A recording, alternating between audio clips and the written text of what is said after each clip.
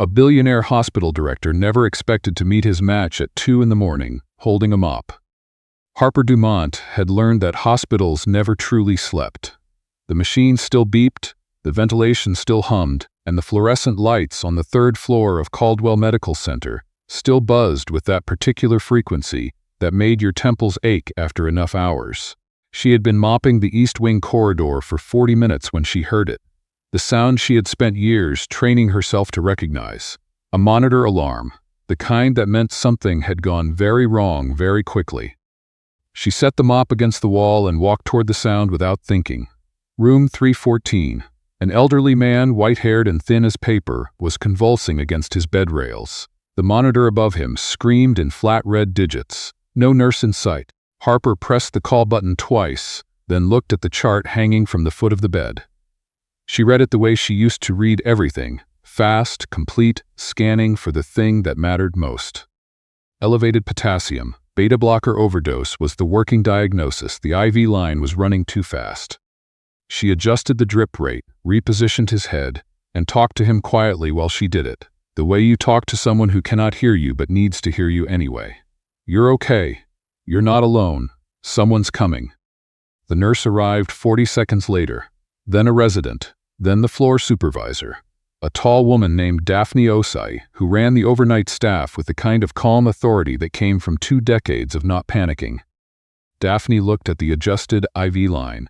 She looked at Harper. She looked at the patient, who was stabilizing. "Who did this?" she asked. "I did," Harper said. "You're housekeeping." "I know what I am." Daphne studied her for a long moment. "The rate adjustment is correct. The repositioning is textbook." She paused. "Where did you learn that?" Harper picked up her mop from where she'd leaned it against the doorframe. "I used to work in a different part of the building." She was almost at the supply room when she heard the voice behind her. A different voice, not Daphne's, colder, and considerably more irritated. "Stop. Right there." Quinn Caldwell was not supposed to be on the 3rd floor at 2 in the morning.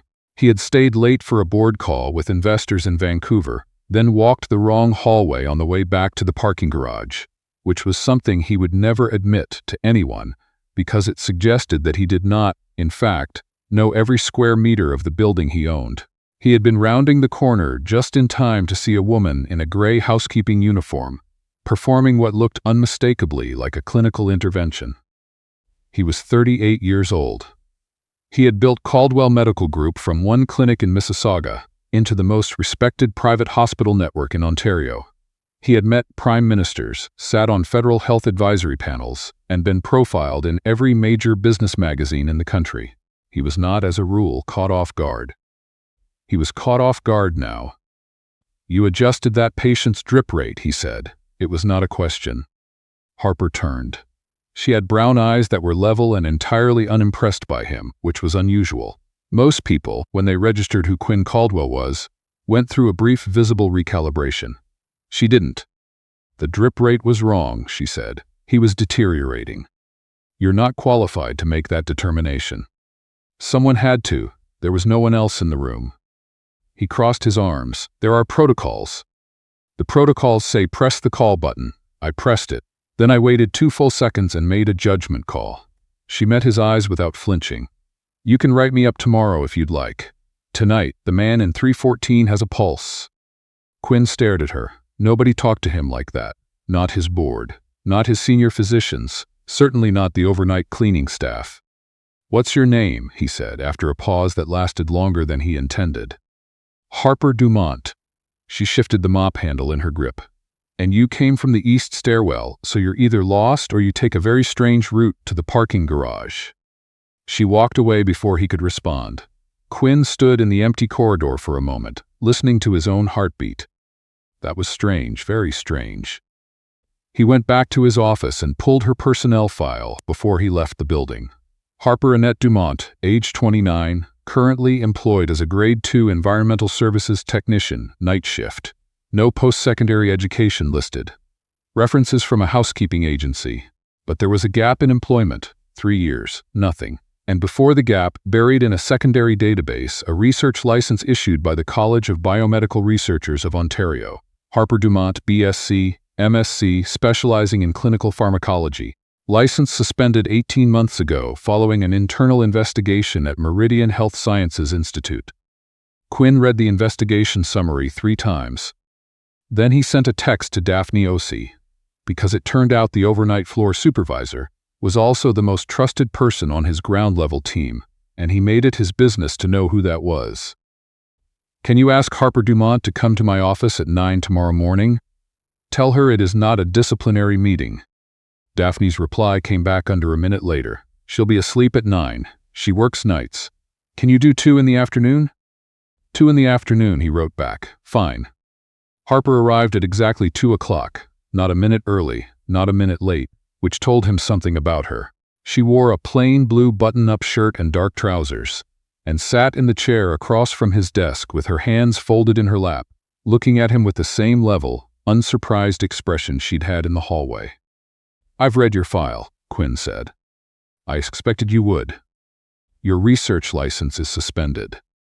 "That's accurate." He leaned forward. "Want to tell me why?" She held his gaze.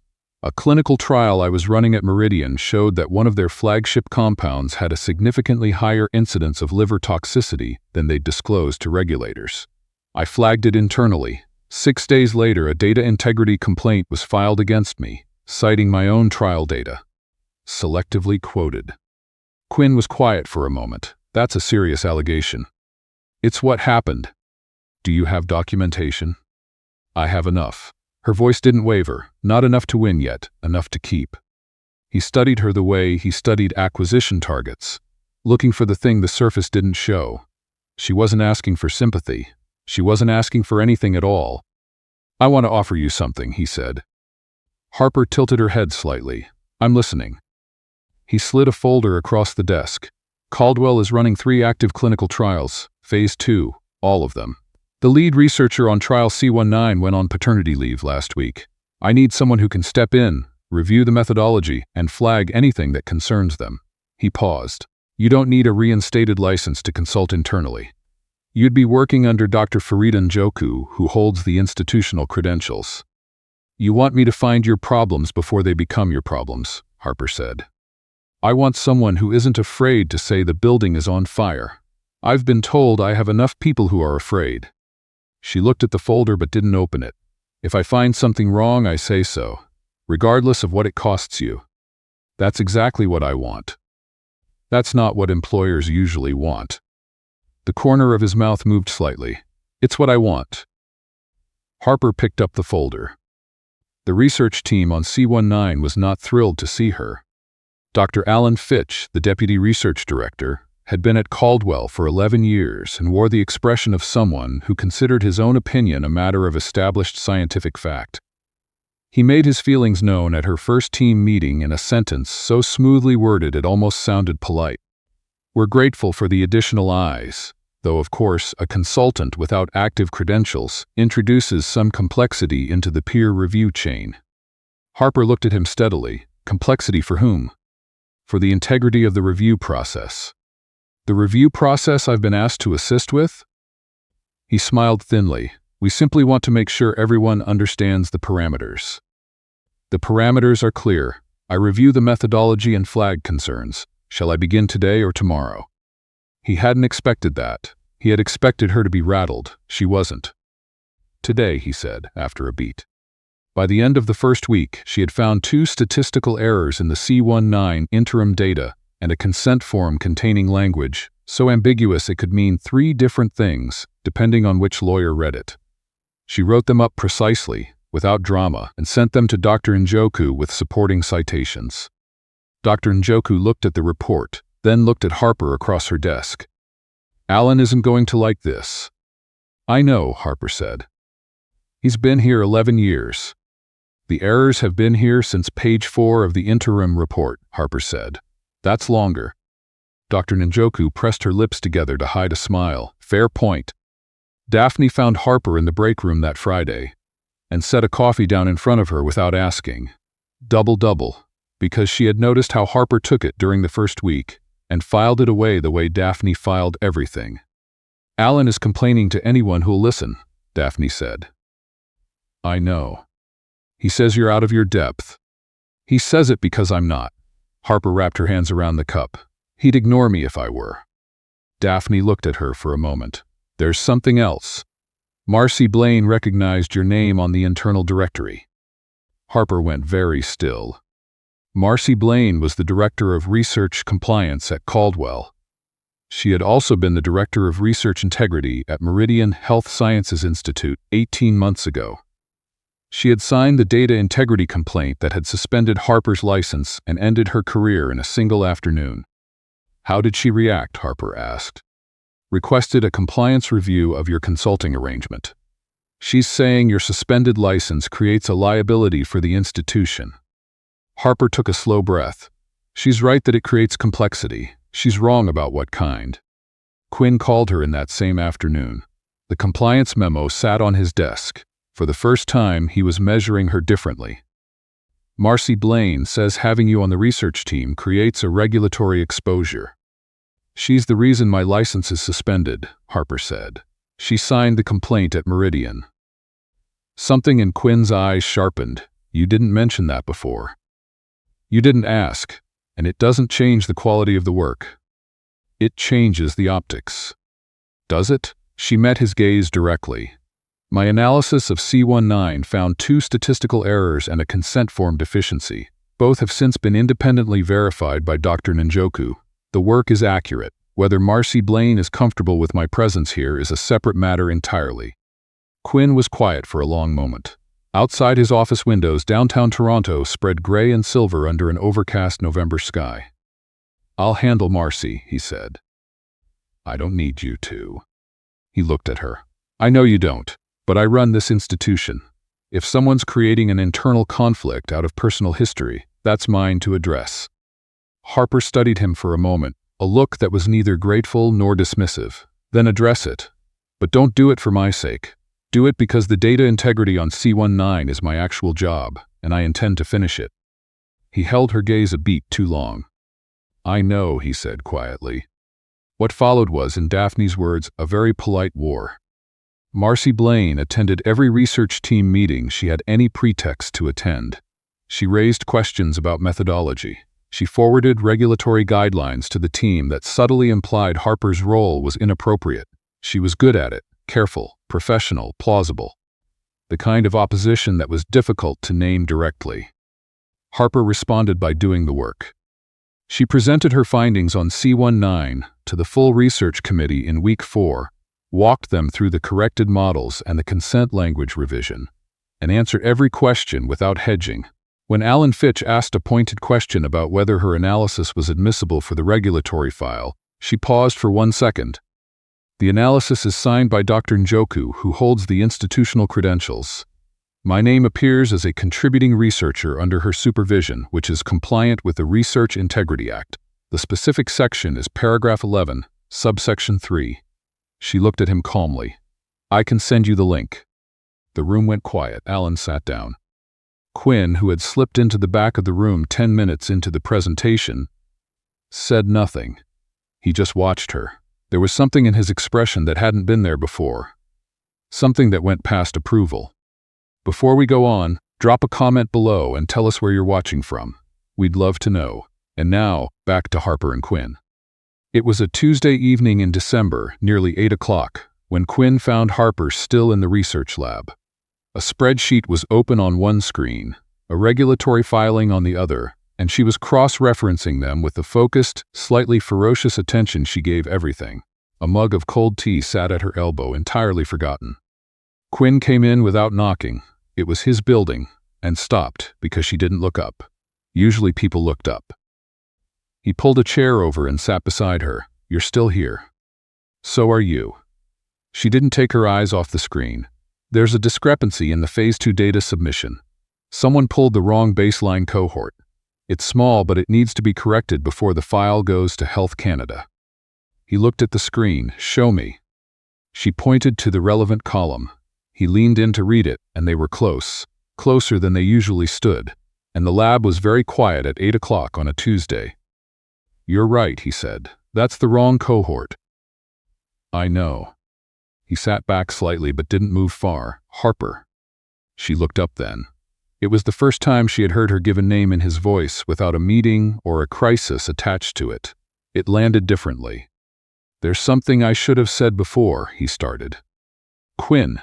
She said it the same way, testing the sound of it, a little wary. "Don't complicate this." "I'm not trying to." "You're about to." He was quiet for a moment. "I looked up your Meridian file.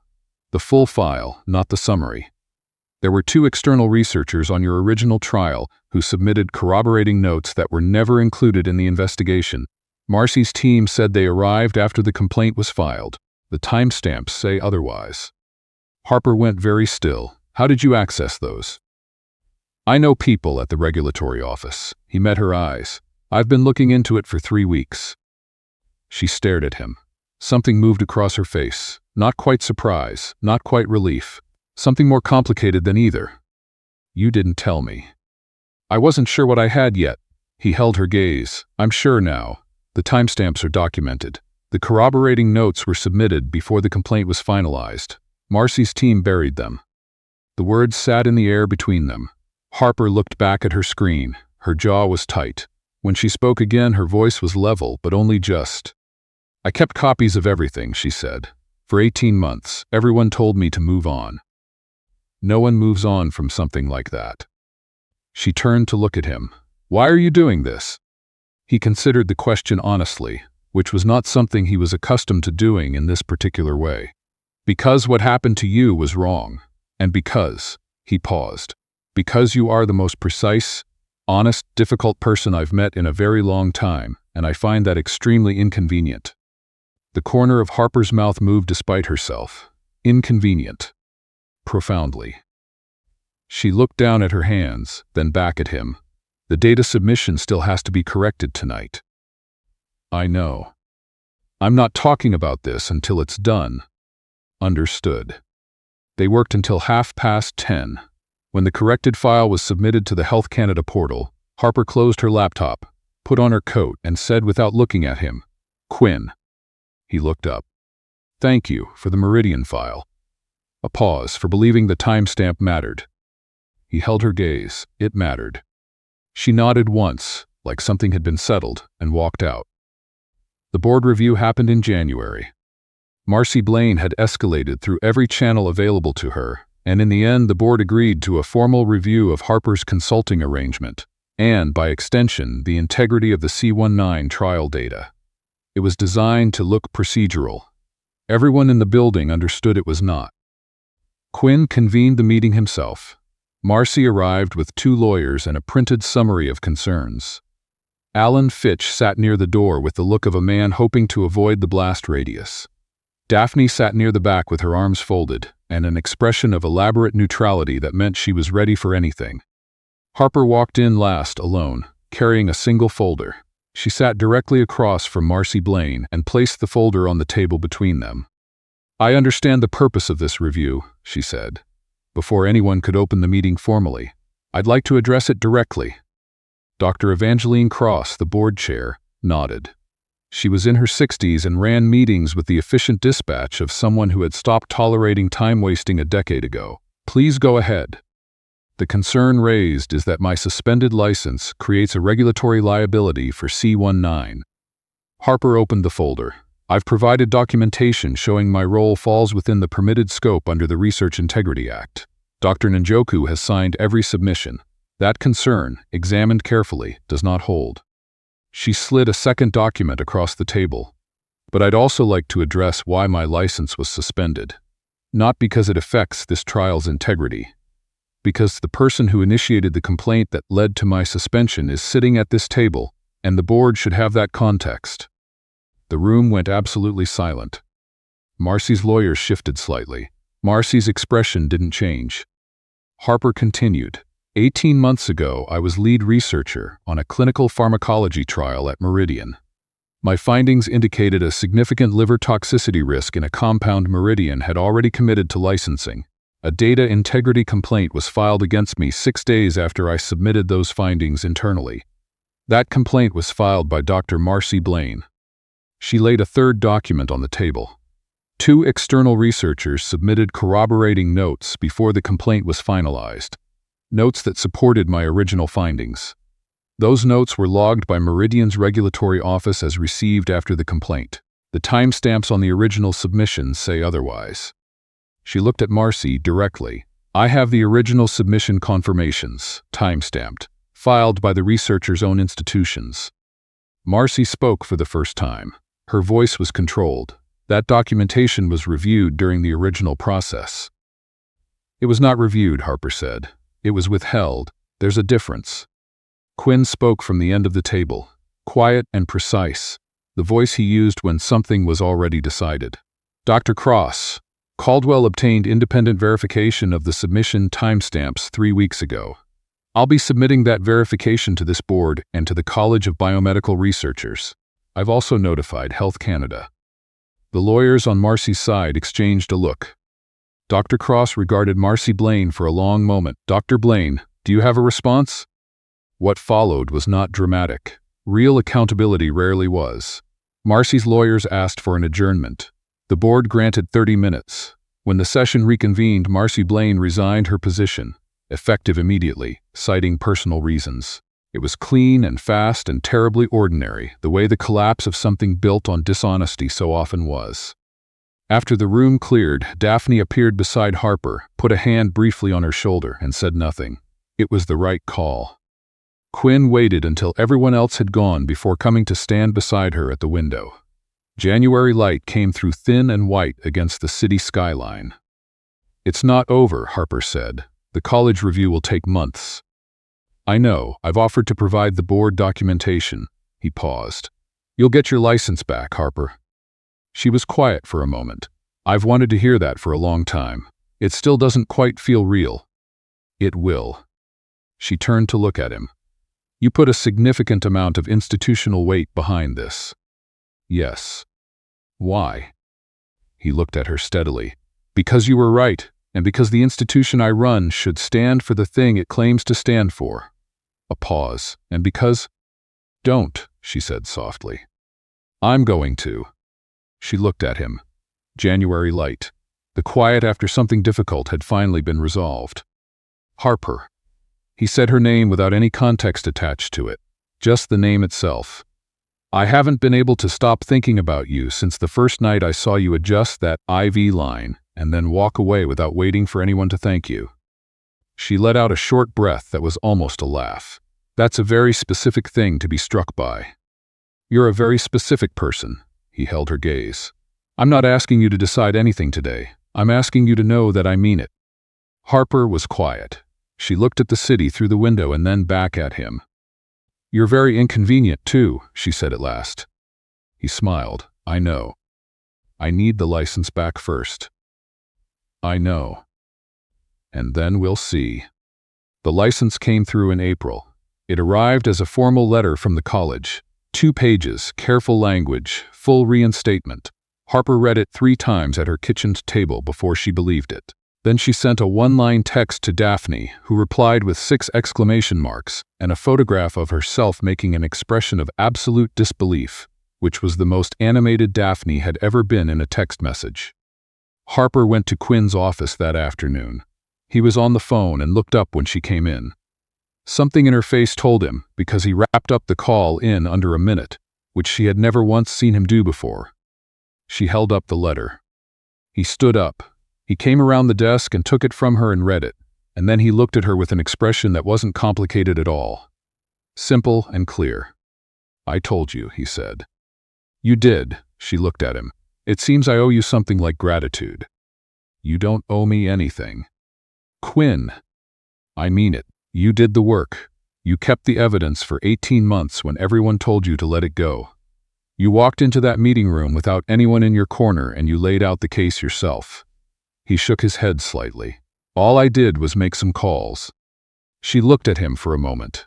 Then she closed the distance between them and kissed him, which was the most direct thing she had done in a long time, and she had been doing very direct things since approximately the first night she met him. When they stepped back, Quinn looked at her with an expression that suggested he was working very hard to appear composed and not quite managing it. Well, he said. Don't make it a whole thing, Harper said. He laughed, genuine, unguarded, nothing like the measured professional sound she had heard in meetings. It changed his face entirely. "Too late," he said. He took her to dinner that evening, a restaurant overlooking the harbor that she recognized as the kind of place that didn't post prices on the menu. The dinner was easy in the way things are easy between people who have already been through something difficult together. No performance, no careful management of impressions. Just two people who had seen each other at their most stubborn and most honest and had liked what they found. 7 months later, on an ordinary Tuesday evening in November, because November had changed its meaning for both of them, Quinn said he needed to show her something at the office. Harper recognized this for what it was and went along anyway. The lab was quiet, the lights were low. A single envelope sat on the research table, and Harper stopped when she saw it. "Really?" she said. "Open it," he said. She did. Inside was a one-page document on Caldwell Medical Group letterhead. At the top in clean formal type, Joint Research Initiative, Proposal for Partnership. She skimmed it. An offer for her, as reinstated Director of Clinical Research, to lead a new independent trial division. Full authority, independent methodology, reporting directly to the board alone. And at the bottom, where a signature line would be, there was a small box. Inside the box was a ring. Harper looked at it. She looked at him. "You wrote me a research proposal," she said. "I thought it was fitting." He was trying to be collected about it and wasn't quite managing that either. "You can negotiate the research terms. The other part is non-negotiable." She picked up the ring. It was simple and exactly right. She held it for a moment. "You know you're impossible," she said. "You've mentioned. And inconvenient." "Profoundly, you said that too." She looked up at him. "Yes," she said, "to both." He smiled. The full version, the one he didn't work at concealing, and she thought, not for the first time but more clearly than before, that it was a very good smile when he stopped managing it. They were married in June, in a small ceremony in a courtyard garden in the annex neighborhood, where the trees were just past their fullest green and the light came through in the soft, particular way it does in Toronto in early summer. Daphne stood beside Harper, composed and dry-eyed until the vows, and then not. Quinn's brother had flown in from Calgary and gave a toast that was gracious and only mildly embarrassing. The dinner ran past midnight because neither of them had any talent for ending conversations they were enjoying. When they finally left, the air still warm enough to go without a jacket, Harper looked up at the sky, at the few stars that managed to show through over the city lights, and thought about everything that had led to exactly this point. A mop handle in her hand. A monitor alarm at 2 a.m, a cold hallway and a man who had asked, without yet knowing who she was, what her name was. She had given it to him, and somehow in the strange and roundabout and genuinely difficult way that real things happened, the rest had followed. Quinn laced his fingers through hers. "Anything you'd like to say?" he asked. It was a slightly ridiculous question, which meant it was honest. Harper thought for a moment. "Not a thing," she said. And she meant every word of it.